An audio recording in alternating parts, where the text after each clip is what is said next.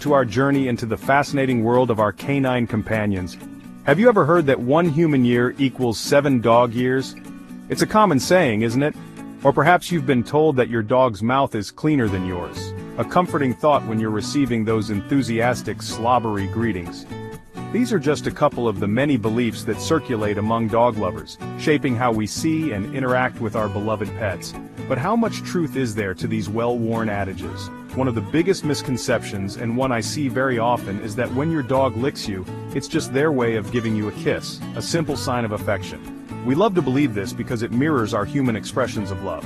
However, the reality of canine communication is often far more complex, layered with instincts and meanings that go beyond simple human comparisons. Understanding these nuances is key to building a truly balanced and respectful relationship with your dog, one based on mutual understanding rather than assumption.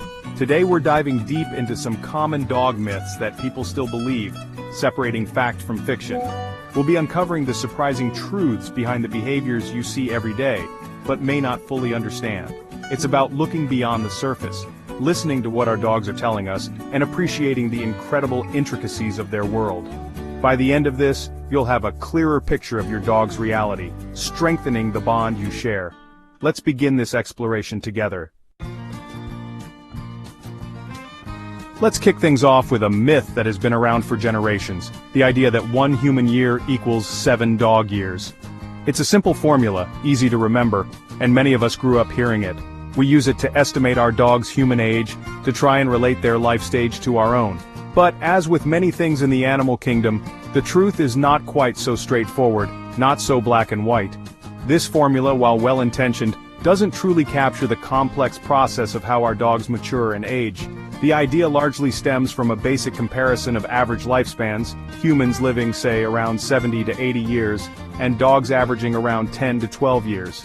Divide one by the other and you get something close to 7. However, this calculation overlooks crucial differences in development rates, especially in the early stages of a dog's life. It's like trying to fit a complex puzzle piece into a simple square hole. It just doesn't quite fit the reality of their biological journey. In reality, dogs don't age in a linear 1-to-7 ratio throughout their lives. Think about it. A 1-year-old dog is often fully grown, sexually mature, and has learned a tremendous amount about the world. Is a 7-year-old child at the same developmental stage? Not at all. This discrepancy shows us that the initial phase of a dog's life is far more accelerated than this simple myth suggests. We need to look deeper to understand their unique timeline. Consider a dog's first year.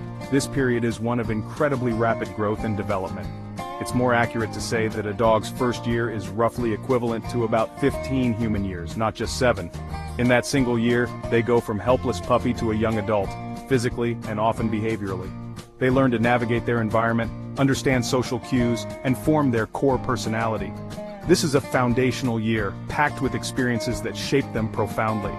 After that intense first year, the aging process does slow down somewhat, but it still doesn't neatly fit the 1-to-7 rule. For many dogs, each subsequent dog year is closer to about 4 or 5 human years. So, a 2-year-old dog might be akin to a human in their early 20s. This more nuanced understanding helps us appreciate the different phases they go through, from playful adolescence to a more settled adulthood, and eventually, their senior years. And here's where it gets even more interesting and vital to understand size and breed play a significant role in how a dog ages.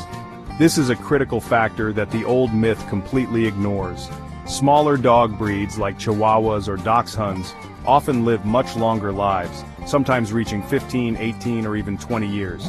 Their aging trajectory is different from that of their larger counterparts. They mature quickly initially, but their overall lifespan can be considerably extended. Conversely, larger and giant breeds, such as Great Danes or Mastiffs, tend to have shorter lifespans. They might only live 8 to 10 years, sometimes even less. Their bodies go through the aging process more rapidly in their later years. This means that a 7-year-old Great Dane is truly a senior citizen, while a 7-year-old toy poodle might still be in the prime of its adult life. Understanding this difference is crucial for providing appropriate care, so instead of sticking rigidly to the 1-to-7 rule, it's far more beneficial to consider your dog's unique breed, their size, and their individual life stage. Observe their energy levels, their mobility, their cognitive function.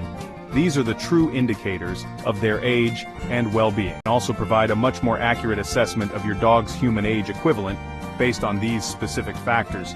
This isn't just about numbers, it's about understanding your dog's needs at every stage of their life. A senior giant breed dog will have different dietary, exercise, and comfort needs than a senior small breed dog. Recognizing this allows us to provide them with the best possible care, to anticipate changes, and to support them as they age gracefully, ensuring their golden years are comfortable and happy. Every moment with our dogs is a treasure, regardless of how we calculate their age. By moving beyond simplistic myths, we can better appreciate their unique journey through life, celebrating each milestone and adapting our care to meet their evolving needs. This deeper understanding fosters a stronger connection, built on respect for their individual nature and their specific place in the cycle of life.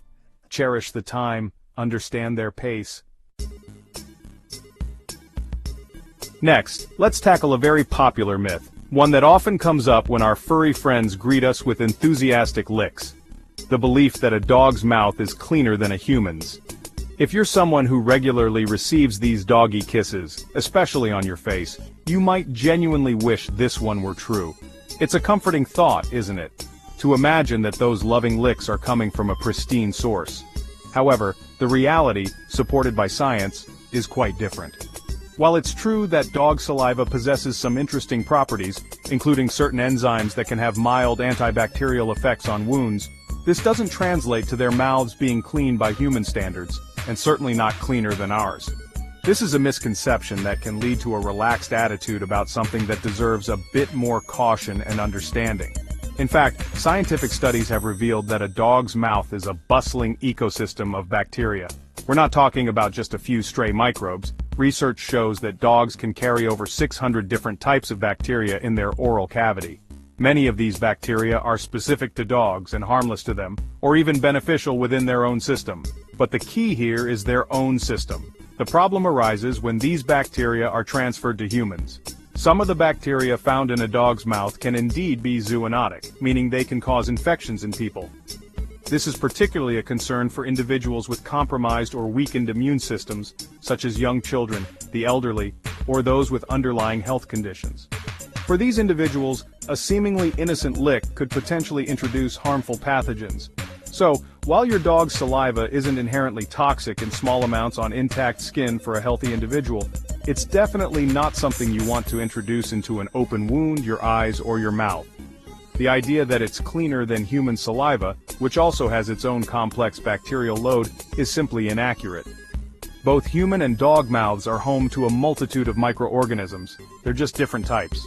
Think about what your dog puts in its mouth throughout the day. They explore the world with their mouths, sniffing and licking various objects, eating things off the ground, grooming themselves, including their nether regions. This natural canine behavior means their mouths come into contact with a wide array of substances, and consequently bacteria that we wouldn't typically encounter or want near our faces. If your dog is an enthusiastic licker and loves giving those affectionate kisses, it's not about stopping a behavior that, for them, can be a sign of bonding or appeasement. It's about managing it with awareness.